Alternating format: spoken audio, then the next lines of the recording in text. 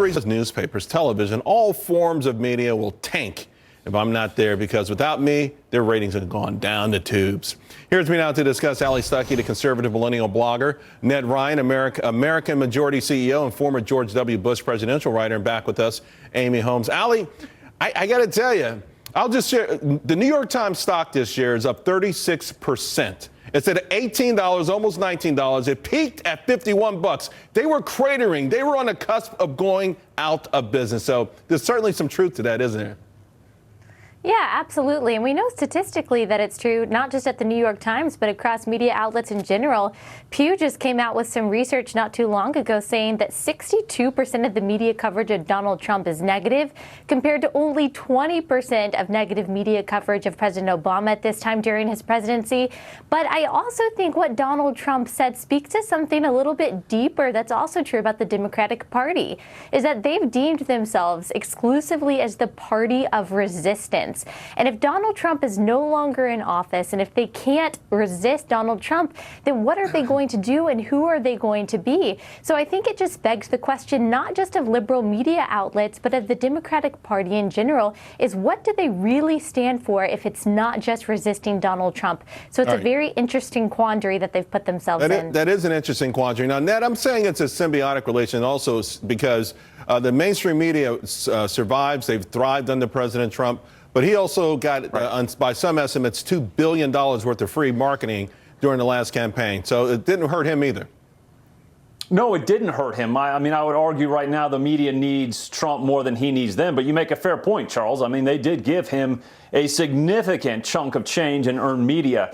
But right now, I think the media does need Trump because it kind of covers over some of their failures.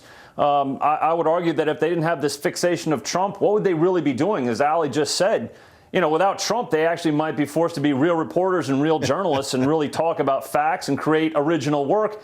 I don't know if they're really up to that task right now, Charles. Yeah, it's a lot easier to bludgeon people to death than and forget about real journalism and just sell sensationalism for all of them. It's really despicable. You know, of course, another problem for them has been their fake polls. Now, one of the few outlets, your outlet was one of the few that got it right.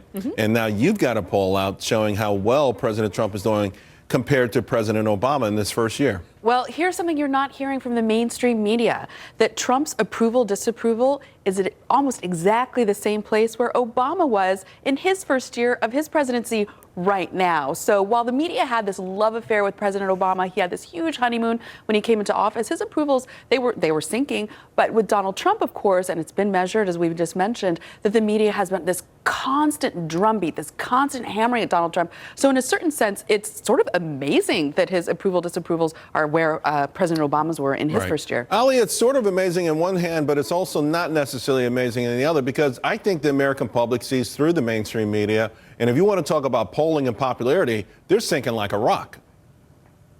Yeah, absolutely. And I've always said this, that Donald Trump's presidency is ultimately going to be judged by the results that he has been able to achieve for the American people, not what the media thinks about him, not on his tweets, and not on the kerfuffles that seem to be sometimes surrounding his administration, but what he's actually able to achieve for hardworking Americans.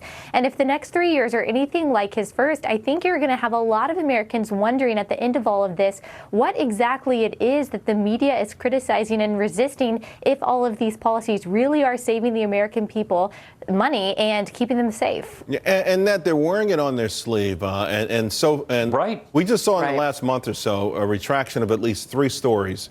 3 stories that if they were vetted properly, never had to go out. But the eagerness to hurt Donald Trump, to kneecap Donald Trump, we see it with the press briefings, the White House press briefings, the animosity and the disdain towards Sarah Sanders. It's palpable. No, I think what we've seen in 2017, Charles, is the pretense has been dropped. The masquerade in many ways is over. They have come out and shown their true colors. They are the opposition party that Steve Bannon talked about at the beginning of this year. I think the thing that's interesting, though, is they scream, well, you know, we're the news. You should believe us. We have credibility. They've done this to themselves, Charles. You look at a Gallup poll from 1976, about 72% of the American people found the media trustworthy or very trustworthy.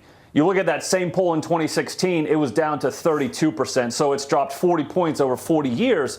And they've done this to themselves, that this Trump derangement syndrome they have detached themselves from objectivity and fairness to such an extent that the American people, I think, have looked at them and gone, you are an opposition party. Right. We don't view you as a fair and honest press. Right, and they've damaged their credibility in all of this. I mean, Charles, you talk about those stories that had to be retracted. These were major accusations against President Trump colluding with the Russians, and then it turned out that it was fake news. Anonymously. It was made up with anonymous sources. But again, we talked at the top of the hour, but what is the good news out of this? I think you're exactly right that it's exposed the media for their liberal bias. It has always been there, by the way. It didn't just happen under Donald Trump, but it has been exposed as hysterical, over the top, oftentimes lying, misleading. The good news is we have places like Fox News, the internet. You can go and get your news other places. You don't have to necessarily begin thank you very much. In fact, thank all of you very much. That was a great segment. I apprate it. Coming up. Happy New Year.